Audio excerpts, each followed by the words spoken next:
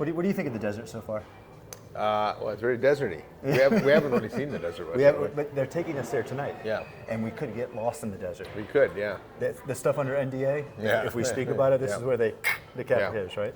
Yeah, Vegas was built on that.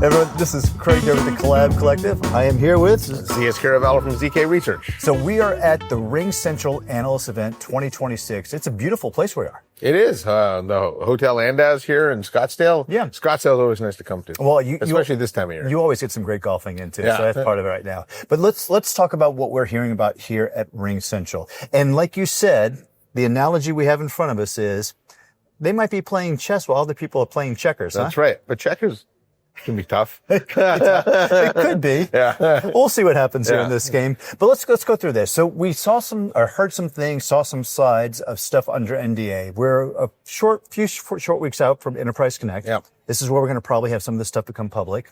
Do you think they have a good story coming forward? Well, they do. And if we just take a step back and look at where they are now with the 3A products, Ace, Ava, and Air, right? Those have all seemed to have done pretty well. I think this is in the last earnings call. AI is now 10% of their revenue. Yeah. It was 10% of their customer base is utilizing AI products. Yes. Yes. Contributing to the revenue of it. Yeah.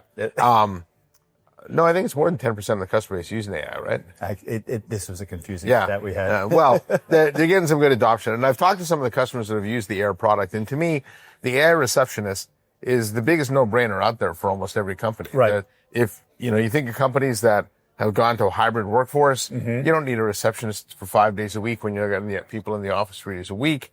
I talked to one of their customers at their sales kickoff, Lizel Perez, for Access integrated healthcare, mental health from Denver. And she said they were having problems answering the phones. And with mental health, you kind of want to answer the phones. And she said that's created they're pretty small, 1.7 million in extra revenue for them. So, wow. Yeah, it's a good payoff there. I mean, this is where I like what they're saying from a strategic point of view. They're leaning into, which they've done for the last couple of years, that voice is their moat. Yeah. This is how they're going to differentiate from the other competitors out there. They've got a long lineage and history of doing It's arguable. Nobody does voice better than RingCentral. No, exactly. Right? So. And now leaning into this, because there's other AI receptionists out there as well, too. But I think what these guys are doing really nice is they're leveraging their experience in voice. They're using models that put them in these really low latency positions within that voice stream, and getting really great conversational AI results. It's an interesting industry shift too, Craig, because historically, when you think about voice, you think of that as legacy and the old thing. Remember, Gartner said phones are going away, things like that. But more and more with agentic AI, I think voice becomes the preferred interface, right? It's the one we're all born with.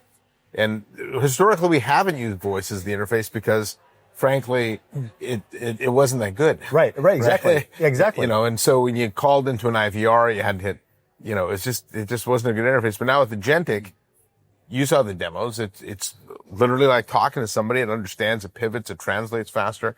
And I think if all things are equal, people would prefer to talk to the agent than text. So, and that gives them, the industry's kind of come back around for them, right? I think so. Yeah. Now, here's something we didn't talk about much here, but I want to bring a point of. I'm really intrigued about their recent announcement with OpenAI and the partnership that they're doing with them. Now, to me, this is actually taking a frontier model and, again, taking advantage of this voice mode, putting it in this low latency idea. And I think because it's really almost symbiotic relationship. I think OpenAI winds up getting some feedback from this because they can start saying they're enterprise grade in terms of their reactiveness to a voice prompting scenario. And hopefully, RingCentral gets the same benefit out of this as well, too, as they improve that conversational AI return. Yeah, I would think it's a good bilateral relationship. And they were pretty clear at the end, too, that they do augment with their own models, which I think is I think will be the standard going forward is you use the frontier models, the large language models to kind of course train and then use fine-tune small models, or small models to fine-tune later than that. And that's what you have to do for a lot of the verticals. And And I think they've done a nice job of that. That's the other thing I think is one of my key takeaways too, is it's becoming more and more clear how they're leaning into verticals. Now they've always talked about that right now, and I have to remember which ones are NDA or not NDA, but they have experience right now where they're taking that, those workflows specific to that industry. They have like over 500 integrations we're talking about, right? Which allow them to bring in healthcare. What else did they say? Financial services, professional services. Yeah, retail's another one. Yeah. Yeah. And so they've done a good job of that. I think what's going to be interesting to watch, Craig, is as RingCX becomes more mature, how they manage the relationship with NICE and RingCC. Yeah, that's another thing. That's another chess mover. Yeah.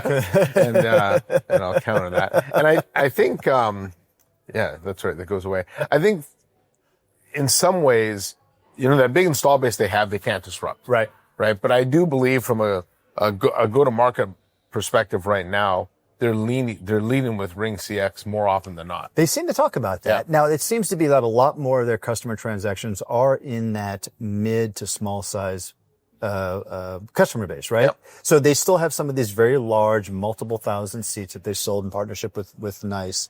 But he was kind of hedging on the answer about is the feature set parity going away or what's happening. So, well, clearly they will get the feature parity over time. Yeah.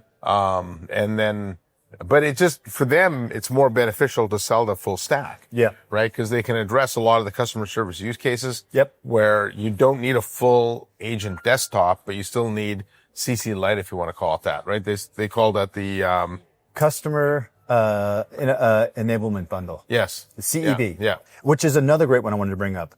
Again, I'm not sure what was NDA or not, but they were showing some really great uptake in that bundle. And this is kind of what they were saying was a little bit of their EX, strategy. Which they didn't talk about a lot though. No, we didn't have a chance to, I think, because we were running over. I think someone was asking too many questions. Yeah. Well, I don't know who that was.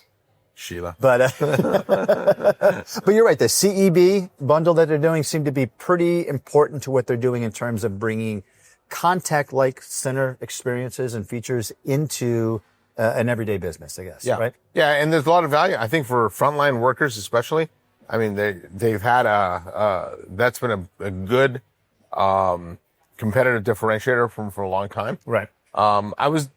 We didn't see a lot about meetings though. You and I were talking with Kristen Koenig about that.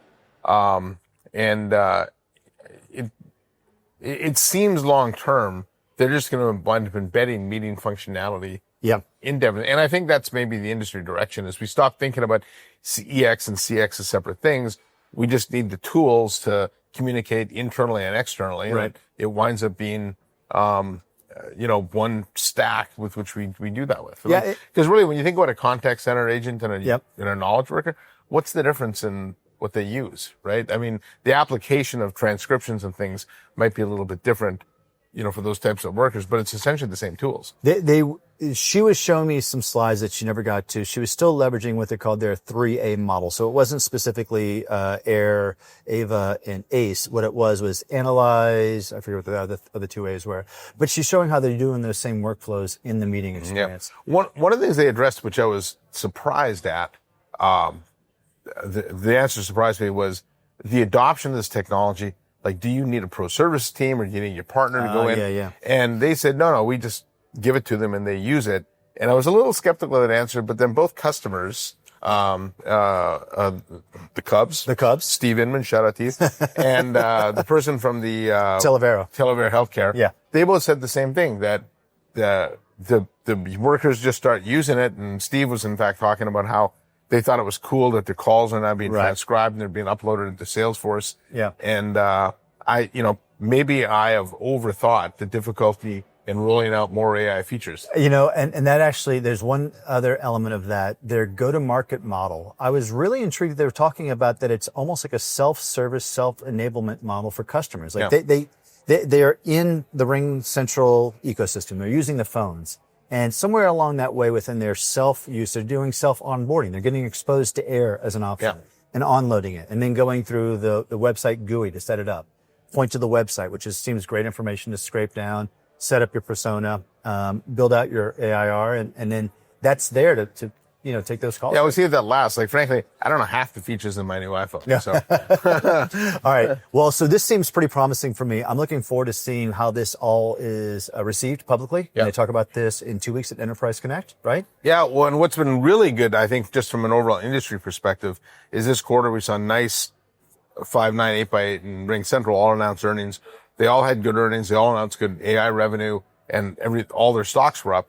And this is an industry, the sector, which has been out of favor with Wall Street for a while since the pandemic ran through, right? And I think there was a lot of fear that AI gets rid of all the seats, and I think that sentiment's starting to change. And so the more proof points companies like RingCentral can put up, the better that is. Well, I think key to that is that transition to usage-based models versus seat-based models.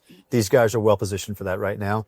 It's interesting you said that because the RingCentral stock within that first day or two spiked 34%. It went up like $10. It went up. It came back down, but it's still above where it was before calls. Yeah. Well, and like I said, investors are finally willing to talk about it now. So that's good. So it's a positive AI story. It's not fear and doom of it taking jobs and no. And for the most part, for most of their customers, like you listen to the stories, I do think AI is going to take some jobs, but for a lot of companies, it's going to shift. Healthcare and retail, they typically can't hire enough people to staff up properly. Okay. So if AI can help with that, I mean, that's outstanding. Okay. Here we are. Let's wrap it up. What's your final move on this chessboard for RingCentral? What are you thinking? Oh, well, a double jump. Get, what do you call it, crowned? Or you're going to get crowned king, yes. Yeah, and then you go backwards, right? Okay. Yeah, so they can run that playbook through with the new products. I like it. I like what they're doing here. It seems to be very CX-led, understandably. It's a very strong suit. It's favorable right now. The market is showing some great things. I'm waiting to see what's going to take place in the second half of the year, how they pull this into their employee experience as well, too. Yeah, but look for the new announcement and Enterprise Connect. Sounds like a plan. Yeah. All right, this is Craig Durr with the Collab Collective. And Zeus Kerravala from ZK Research. All right, we'll check in with you later. Take care. Thanks.